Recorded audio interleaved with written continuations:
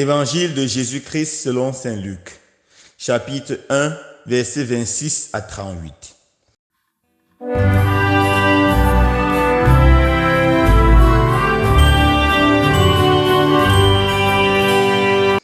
Au 6e mois d'Élisabeth, l'ange Gabriel fut envoyé par Dieu dans une ville de Galilée, appelée Nazareth, à une jeune fille vierge, accordée en mariage à un homme de la maison de David, appelé Joseph, et le nom de la jeune fille était Marie. L'ange entra chez elle et dit, « Je te salue, comblée de grâce. Le Seigneur est avec toi. » À cette parole, elle fut toute bouleversée et elle se demandait ce que pouvait signifier cette salutation. L'ange lui dit alors, « Sois sans crainte, Marie, car tu as trouvé grâce auprès de Dieu. Voici que tu vas concevoir et enfanter un fils. Tu lui donneras le nom de Jésus. Il sera grand, il sera appelé fils du Dieu très haut. Le Seigneur Dieu lui donnera le trône de David son père. Il régnera pour toujours sur la maison de Jacob, et son règne n'aura pas de fin. » Marie dit alors, « Comment cela va-t-il se faire, puisque je ne connais pas d'homme ?» L'ange lui répondit, « L'Esprit Saint viendra sur toi, et la puissance du Très-Haut te prendra sous son ombre. C'est pourquoi celui qui va naître sera saint, il sera appelé Fils de Dieu. Or, voici que, dans sa vieillesse, Élisabeth, ta parente, a conçu elle aussi un fils, et en est à son 6e mois, alors qu'on l'appelait la femme stérile, car rien n'est impossible à Dieu. Marie dit alors, « Voici la servante du Seigneur, que tout m'advienne selon ta parole. » Alors l'ange la quitta. Acclamons la parole de Dieu. Louange à toi, Seigneur Jésus.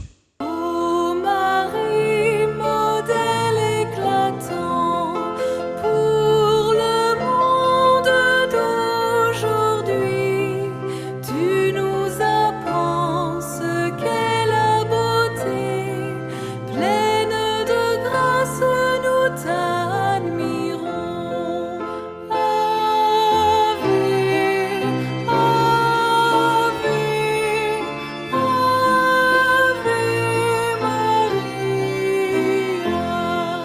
tu nous mènes auprès de ton Fils, qui nous parle de l'amour et nous apprend ce qu'est le pardon.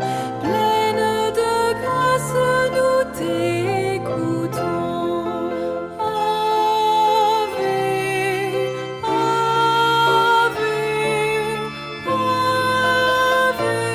Maria. Chers frères et sœurs bien-aimés, dans l'évangile de ce jour, saint Luc nous présente le récit de l'Annonciation. L'ange Gabriel vient rencontrer la Vierge Marie pour lui annoncer qu'elle sera la mère du Sauveur. Tout commence par cette belle salutation. « Réjouis-toi Marie, le Seigneur est avec toi. » Cette salutation était une salutation assez répandue ou même normale en Palestine antique. Mais cette salutation a un double sens. Il peut signifier en premier lieu quelque chose comme un bonjour, sois heureux pour cette journée qui est belle.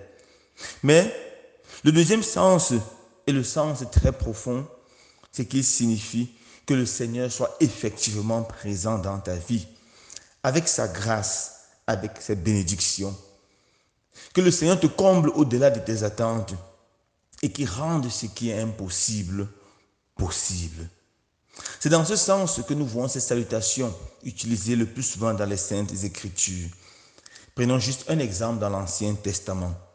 Dans le livre des Juges, au chapitre 6, verset 12, l'ange apparaît à Gédéon.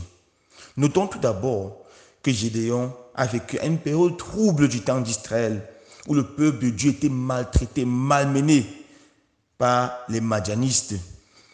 Et le Seigneur voulait sauver son peuple. Et il a choisi justement Gédéon.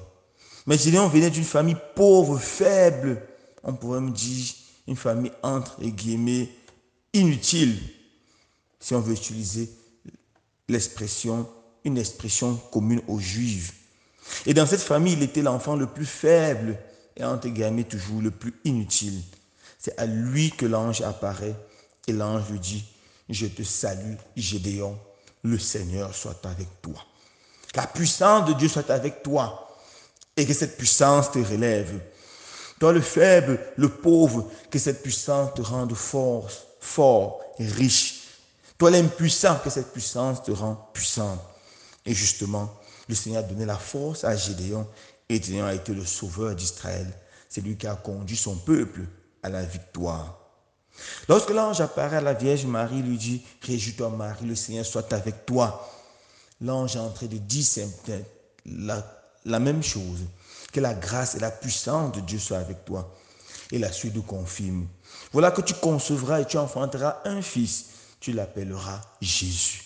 Mais comment cela peut se faire, puisque je ne connais pas d'homme? La puissance de Dieu en œuvre, Marie. La puissance de Dieu en œuvre. L'Esprit du Seigneur te couvrira comme une ombre. Et c'est pour ça que l'enfant qui naîtra sera saint, immaculé. Ça sera le Sauveur. Et Marie croit en cela. Marie croit que rien n'est impossible à Dieu. Et c'est le fait de croire en cela qui rend cela possible. Et à l'heure où Marie dit que tout se passe pour moi selon ta volonté, je m'abandonne à ta puissance, je m'abandonne à ton amour. En ce moment même, l'enfant Jésus est conçu dans son sein virginal. Voilà l'annonciation. L'annonciation, c'est la rencontre de deux choses: la puissance de Dieu, la toute-puissance de l'amour de Dieu, et un cœur humain qui accepte de s'abandonner à cette puissance. La puissance de Dieu et l'acceptation du plan de Dieu par l'homme, par la Vierge Marie. Et l'enfant Jésus est né. Frères et sœurs bien-aimés, est-ce que nous sommes conscients que rien n'est impossible à Dieu? Est-ce que nous sommes conscients que ce qui est impossible à Dieu n'existe pas? Est-ce que nous sommes conscients que Dieu a la force de faire tout ce qu'il veut et que Dieu a la puissance de réaliser tout ce qu'il promet? Nous devons croire en cela. C'est une vérité fondamentale des Saintes Écritures.